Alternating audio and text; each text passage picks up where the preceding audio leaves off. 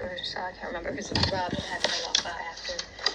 Keenan had sat me down and asked for 10 minutes to discuss some blue sky jurisdiction questionnaire. So I said, why is the client asking this?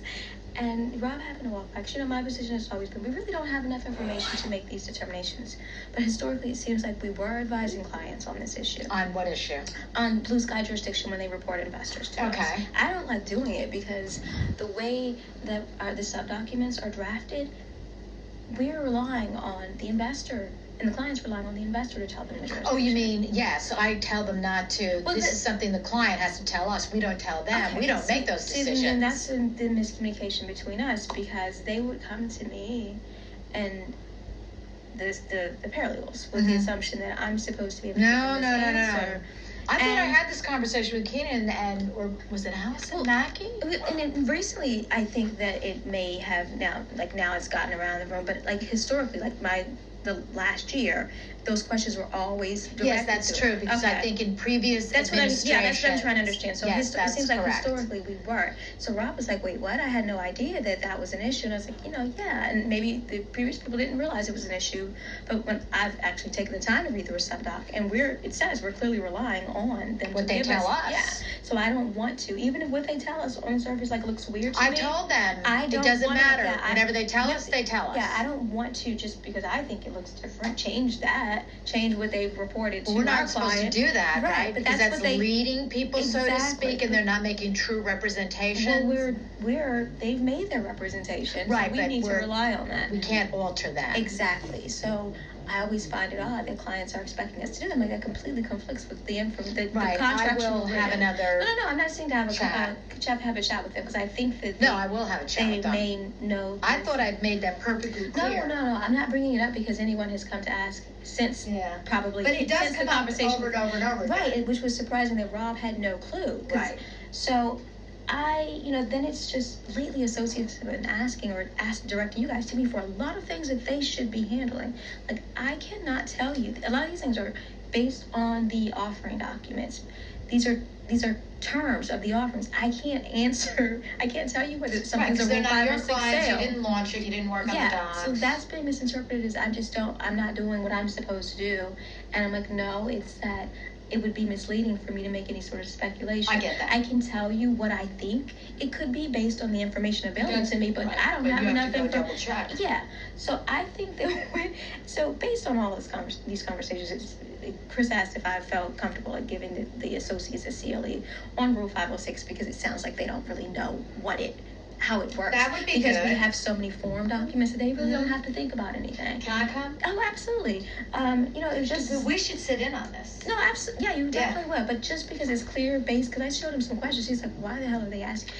He's like, why are they even asking you should a Form D be filed? Because that's something they should know. Right. I'm comfortable answering that question because I don't want them saying no, but there could be blue sky implications. Correct. So I told him with that one, even though it's dumb, they should know the answer. I'm fine with them coming to us just so we can make sure that because of the weird New York issue, because of the Connecticut issue, the issues in various states. But pretty much a lot of the questions that we have been going above and beyond to help them with, because they're directed to us, they're really supposed to be there. We used to have things like the administrators, you can get in 25 investors, and they're all Delaware, because the administrator is reporting. And that I confirm with Rob, we should still do when it's an entity, because it's most likely we know. But outside of that, we should be telling the client that we have to rely on, whatever was in the subdoc.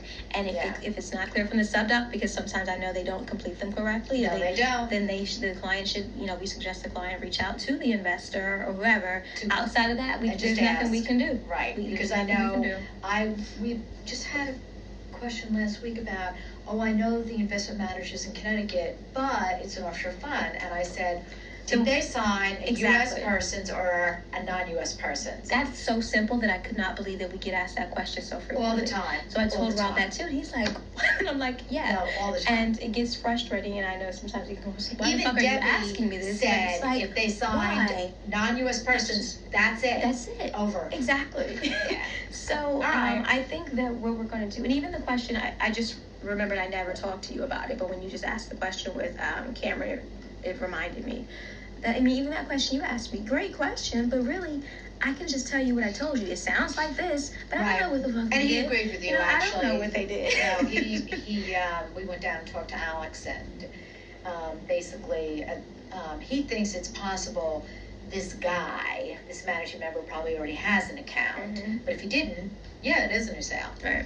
So yeah, I just want to. We have to I'm coming up with a list. I know you're busy, and this is something that's not a rush. But if you can try to think of the questions like that we typically, just so that during the CLE that we can give them examples of. Right. Well, the classic is the investment manager in the United States and the offshore fund, and they're like, well, how should I report this to you?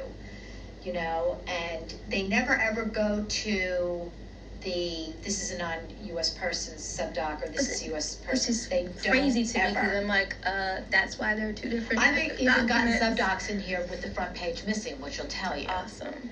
And then we have to spend the time reading through them, which sometimes if I have the time I'll do, but it's usually easier for the associate because they're more familiar with the documents. Right. Like they can say, oh, they know exactly what page to go to where the reps would start to talk about whether the transaction occurred in the U.S. or not. Like, I can do it, but really, I just feel more comfortable, not because I don't want to do it or I'm lazy.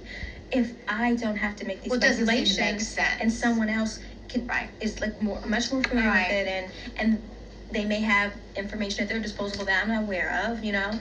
So we're just gonna, when you have time, or just, you know, it can just be a running list that when when the paralegals come to you with questions, you know, okay, this sounds like this is outside of our area. We can just give the associates examples of, you know, common issues that they should be familiar with. Dealing with, and how to handle them. I mean, I don't mind helping them figure out where to find the info, but it's just a matter of I can't give you the answer. And, you know, everyone always wants an answer. I don't think what the partners have really kind of absorbed is really the associates have not been, as long as I've been here and predating my tenure, hand to God, the paralegals did all this work. Right. And I think they just divorced themselves from it.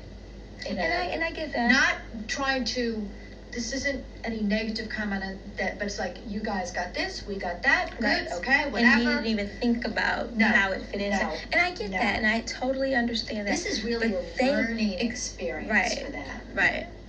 No kidding. I mean, but they need it. Like, how do you not know? Right. Well, you're conducting, you're working on these offerings. How do you not know how that rules works? Like, how do you not know how it works, like, fundamentally? And, you know, it's a good and a bad thing that the firm, like, has form documents for everything. The bad side is people don't have to think a lot of the time. Right. But this would be a good thing to have. I think it would help them a lot. Yeah, it will. And I don't mind, like, helping them. I'd rather that than they will them get frustrated thinking, is this what we usually do? Yeah, I know. And they're like, but I can't tell you that. Yeah. You tell me. See, I just didn't want to. But I will start to collect a list of these frequently asked questions regarding subdocs. And just stuff that's outside of information. And people, like, another reason people get confused, they're like, well, it goes on the Form D. And I'm like, yeah, we have to disclose it on the Form D, but it's not a Form D issue. Like, this is information that should already be available in order to complete the form. Like, this is a decision that the fund had to have made at some point. And we can't tell you what the fund decided. Because they're not telling me. Right. Thank you. All right, thank you.